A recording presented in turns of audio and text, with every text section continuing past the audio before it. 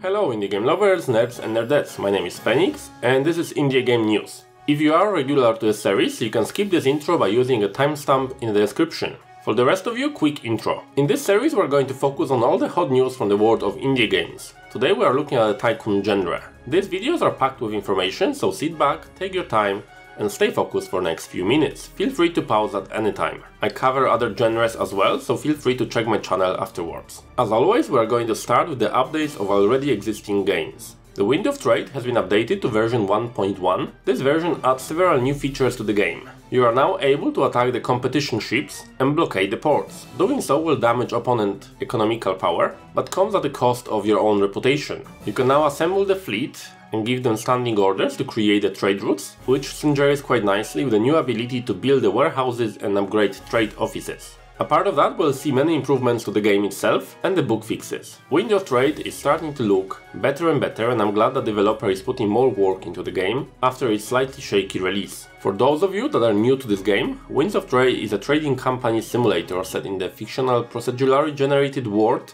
sometime in the 17th and 18th century. Your job is to expand your fleet, establish trade routes, and outsmart the competition when dealing with the loss of supply and demand. Sim Airport has seen 2 big patches in April, adding more content to the game and fixing many ongoing bugs. The game has seen great improvements to its performance. Thanks to the update of pathfinding algorithms, players will have opportunity to build multiple security wings. We have seen changes and improvements to passenger behaviors and boarding times. Apart of that, many bug fixes, tweaks and improvements that make the playing game more enjoyable. This Airport Tycoon game sits currently on the positive 76% review score on Steam and is still in early access. We have only one notable release last month that I'm aware of. Dominia released on the 3rd of April. Dominia is a gladiator manager simulator. You will take the role of ancient Roman slave master who trains and teaches gladiators to fight each other, as well as various beasts, all for the glory of Rome. In Dominia you will be able to purchase new champions, upgrade their skills and equipment, but also use your cunning outside of arena to secure special favors from the Roman nobles to help you succeed in the fight. With certain training, you will be able to take your control of your gladiators directly, shaping the battle. The game sits on the very positive review score on Steam. Alright, time for announcements. The production line is set to release on the early access on the 18th of May. In this Car Factory Tycoon, your job will be to establish perfect efficient production of cars, maximize profit and beat the competition. Game is built with efficiency geeks in mind and will be appealing to any fan of the games like Factorio or a Big Pharma. To win the market share from the big companies, you are going to need planning and appreciation of the future technology. You will have to keep the careful eye on your bottom line and have the ability to design the factory layout that makes the use of every square meter and cuts the cost of production per car to absolute minimum.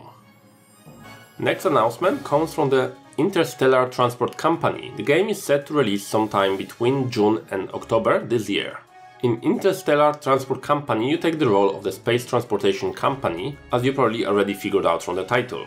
Your job is to crush your rivals and supply humanity with all the resources it needs to colonize the galaxy. In this Transport Tycoon, you will be managing routes, infrastructure and ships to grow your business. All that set in the procedurally generated galaxy, meaning that every game will be a brand new experience.